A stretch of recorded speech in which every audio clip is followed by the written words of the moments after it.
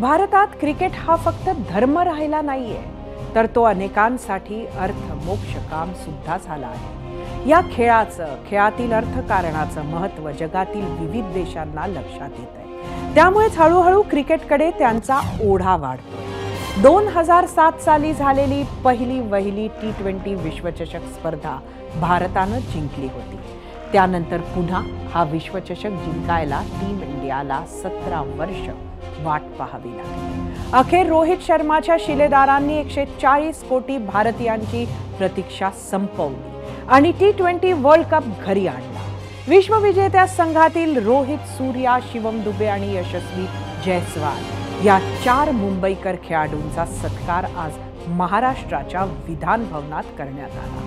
त्यांच्यासोबत टीम इंडियाचे बॉलिंग प्रशिक्षक पारस भांभरे आणि मसाज थेरपिस्ट अरुण कानडे यांचा सुद्धा विशेष सत्कार करण्यात आला। यावेळी सगळे दिग्गज राजकारणी, सर्वपक्षीय आमदार आपलं नेहमीचं राजकारण विसरून एक झालेले पाहायला मिळाले।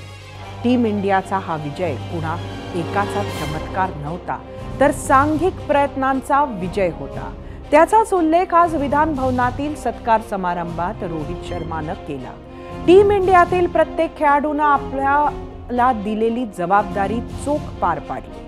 फलंदाज, गोलंदाज, क्षेत्ररक्षक, प्रशिक्षक, सपोर्ट स्टाफ प्रत्येकानं जीव तोडून मेहनत घेतली। योग्य वेळी आपला वाटा उचलला आणि आपलं नाव विश्वचषकावर कोरलं। खरं तर ज्या विधान भवनात हा कार्यक्रम होत होता, तेथील राजकारण्यांनी कधीतरी राजकारण विसरून संघ भावनेनं महाराष्ट्राचं हित साधलं तर आपले राज्य अजून उत्तुंग शिखरांवर पोहोचेल हे सांगण्याची वेगळी गरज नाही। असो, रोहित, विराट इतकाच हा कप कोच राहुल द्रविडसाठी महत्त्वाचा असेल। यांच्यानंतर टीम इंडियाची धुरा समर्थपणे वाहणारी युवा पिढी तयार आहे। आपल्याला असेच आनंदाचे, अभिमानाचे क्षण ते देत राहतील अशी अपेक्षा करूयात। रोहित आणि त्यांच्या शिलेदारांचं अभिनंदन करू।